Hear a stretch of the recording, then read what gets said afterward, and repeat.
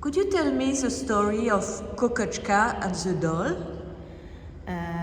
So it's a story that takes place by the time Kokoschka was in Dresden. He was appointed as a professor at the Fine Arts Academy of Dresden from 1919 to 1923. He left Dresden at that time. And from the end of the First World War, Kokoschka began to think of this doll. It was a doll that was supposed to be made after his former lover, Alma Mahler. He had a passionate affair with her from 1912 to 1914-15. By the time the First World War was declared. And a few years after that, he began to think of this doll, and he commissioned it. He made contact with a costume maker and artist named Hermine Moss. She was living in Munich at that time. And Kokoschka asked her to make a doll, life-size doll. And he sent her several letters. He sent her also to the doll? To the doll maker. And that's why it's very interesting because you can see through those letters very precisely what he expected from this object. It obviously had an erotic purpose, but it was also in what is very interesting because it's not really only made for an erotic purpose, but also performative one. And this is what is very avant-gardist at that time. But he was not anymore with his girlfriend. No, but that time Alma Mahler had married to Walter Gropius. So it was a way to replace his girlfriend. Yes, but he was not. Kokoschka in Dresden had many love affairs, and he was with different women at that time. It wasn't at all a moment of his life where he was alone and desperate and longing after Alma Mahler. So it's also a way to repair his relationship with her, but it's not the only purpose.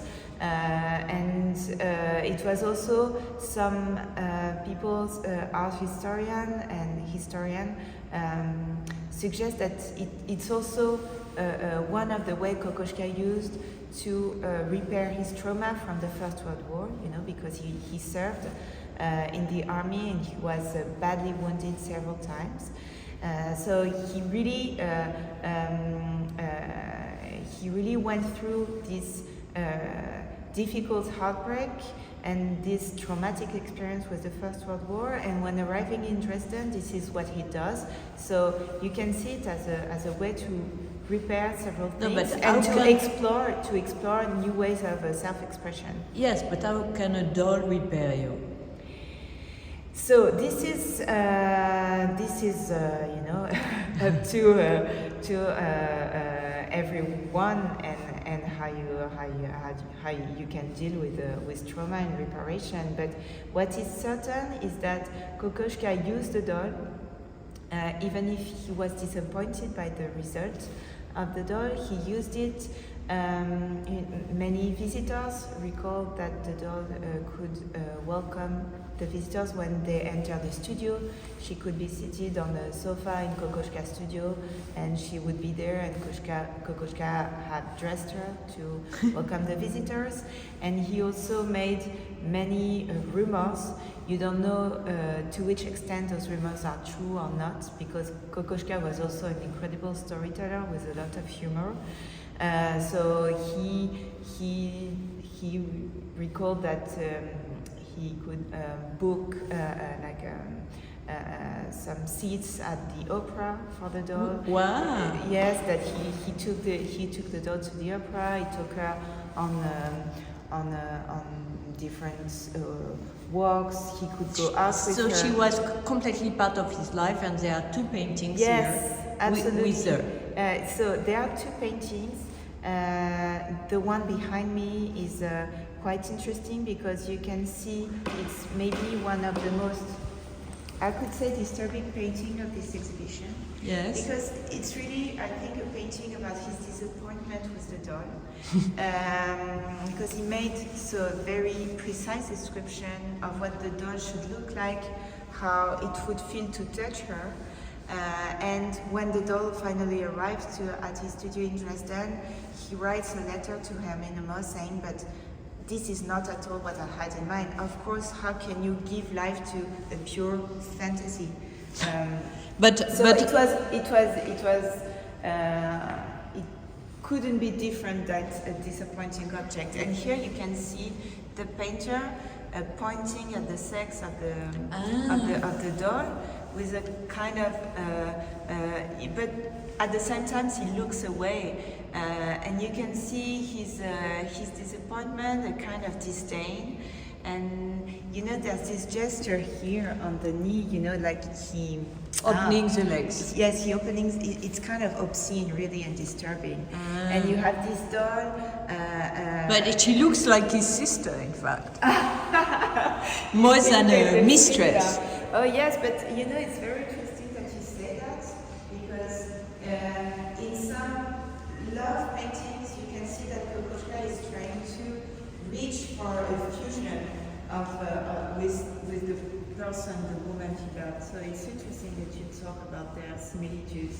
And here, it's a painting that was probably made after the destruction of the doll because he ended up destructing this object in a quite violent way because, well, it's also a legend, but this is what he said, that he organized a big party, and at the end of the party he beheaded the doll. Wow, what year was it? It was in 22. This is what is recorded of the end of the doll, and here it's after the destruction.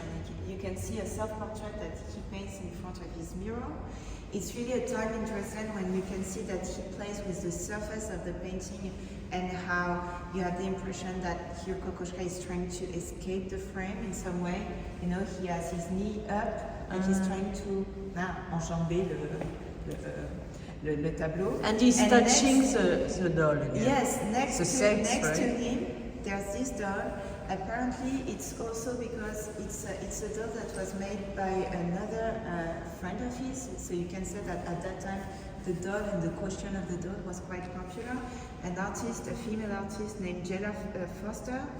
And but here you can see that the doll is really back to the role of like a mannequin in the but in the with studio. real eyes. And with real eyes looking at Kokoschka.